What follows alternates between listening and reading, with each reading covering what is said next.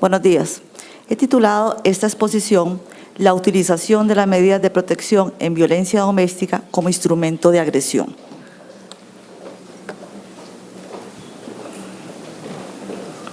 La violencia doméstica no siempre fue valorada como un problema social, sino que durante muchos siglos se le consideró un asunto meramente de orden individual y privado. Por lo tanto, el Estado no debía inmiscuirse. No es sino por el resultado de estudios de las ciencias sociales y las luchas de los movimientos pro derechos humanos que se evidencia la misma como un asunto de interés público y se le visibiliza como un problema que afecta e impacta a la sociedad. Con la nueva concepción de los derechos humanos se adopta la filosofía y la aspiración del bienestar para todos los seres humanos, regida por los principios de democracia y libertad, y a través de los diferentes tratados internacionales se consolida esa filosofía y pretensión. Entre ellos, la Declaración Internacional de Derechos Humanos, la Convención Americana sobre Derechos Humanos, la Convención sobre la Tortura y otros tratos o penas crueles, inhumanas o degradantes. Sin embargo, estas convenciones aún continuaron focalizadas desde la concepción tradicional de lo público, es decir, reconocieron y abordaron los problemas humanos desde esa óptica. Posteriormente se genera una nueva corriente de pensamiento dentro de los derechos humanos que pone énfasis en el mundo de lo privado y cuestiona la violentación a la dignidad de las personas en ese ámbito. Entonces, se opera una respuesta a este rompimiento de la división de ambos espacios de la vida social y una visibilización de los derechos humanos de quienes sufren la violencia doméstica. Es así como en el año 1989 se aprueba la Convención sobre los Derechos del Niño y con ella se opera un cambio en el paradigma tradicional que otorga a la persona menor de edad una condición de sujeta de derechos, la cual el Estado, sus dependencias y la sociedad deben respetar. Sucesivamente se dan otros esfuerzos por dignificar en el ámbito privado a las personas adultas mayores, como lo serán la Declaración de Cartagena de Indias sobre políticas integrales para las personas mayores en el área iberoamericana, el Plan de Acción Internacional de Viena sobre el envejecimiento y los principios de las Naciones Unidas para las personas de edad avanzada. Todos esos esfuerzos tienen como objetivo desarrollar los principios de independencia, autorrealización y participación de las personas mayores.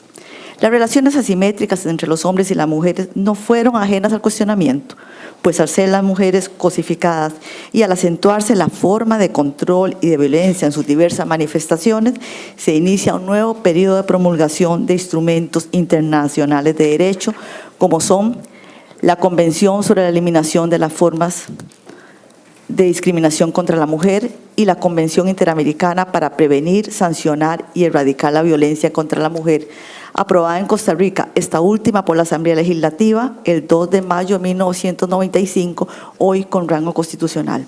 Sin embargo, no es esta la primera normativa sobre violencia doméstica, pues ya desde 1990 se había aprobado la Ley de Promoción de la Igualdad Social de la Mujer, conocida como la Ley de Igualdad Real, con la que por primera vez se estableció la responsabilidad del Estado en esta materia.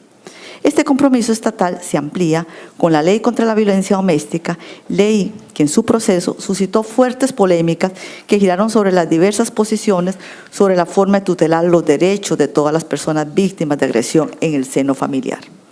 La Ley contra la Violencia Doméstica contiene un nuevo enfoque de derechos humanos, no solo de amparo a las mujeres, sino también de las personas menores de edad, de las personas adultas mayores, y exactamente en ello consistió su reto: proteger a una extensa población víctima de situaciones similares de agresión, con necesidades de urgente protección que requieren de una defensa en medio de un contexto cultural e histórico que justifica esa violencia.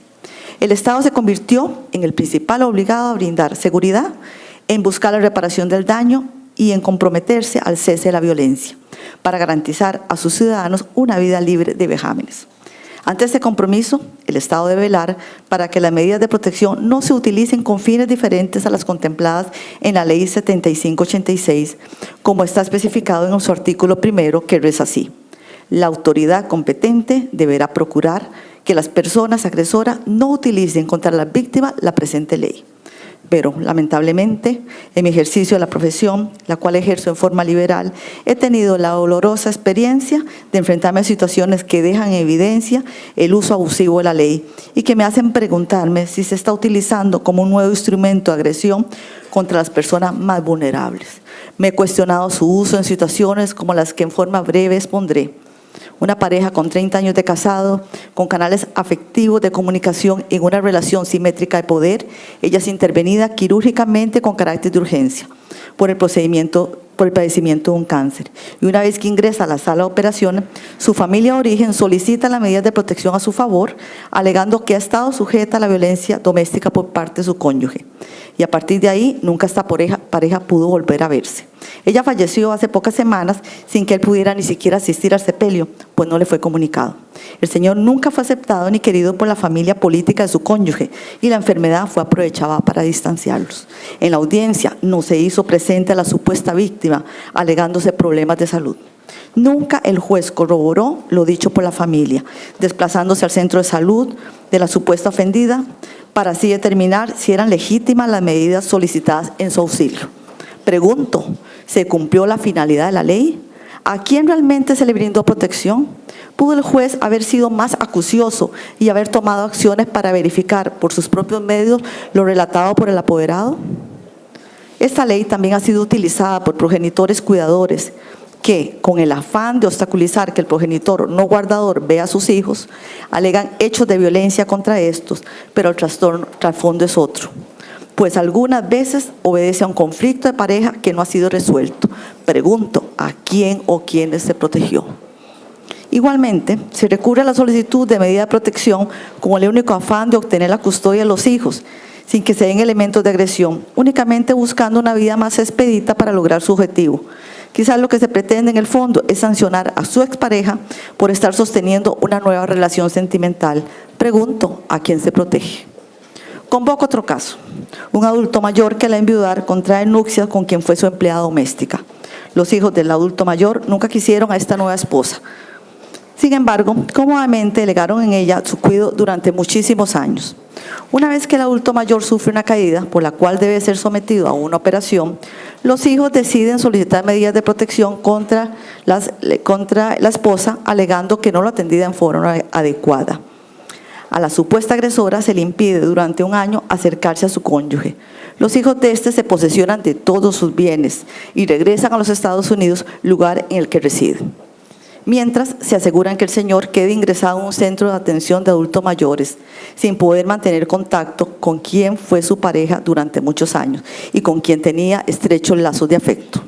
Frente a estos casos me surgen las siguientes interrogantes.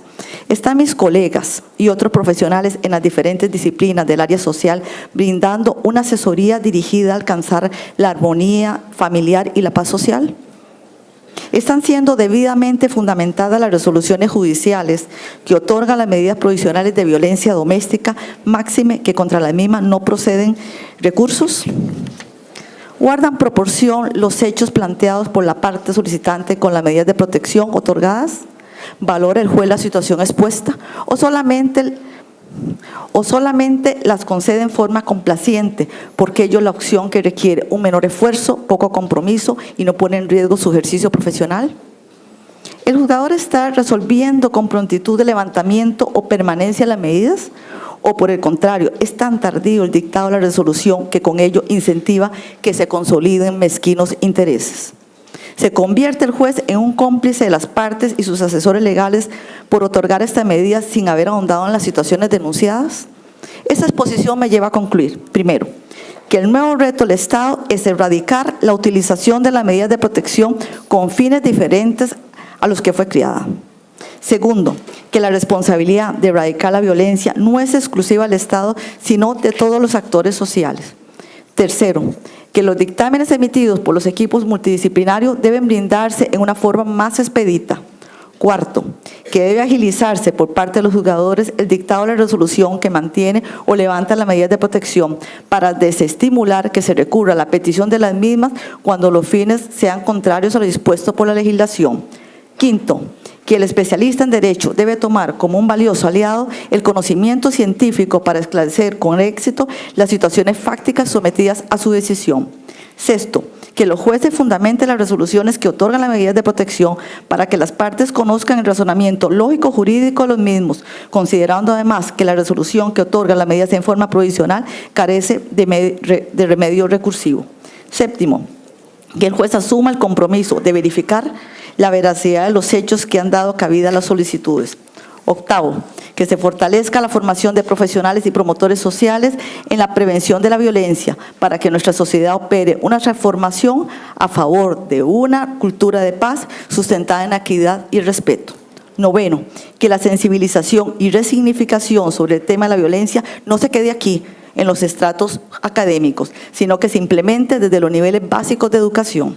Décimo, que los profesionales de las diversas áreas sociales tomemos conciencia de nuestras funciones en la sociedad como facilitadores de comunicaciones asertivas y efectivas y que nos constituyamos en verdaderos constructores de paz.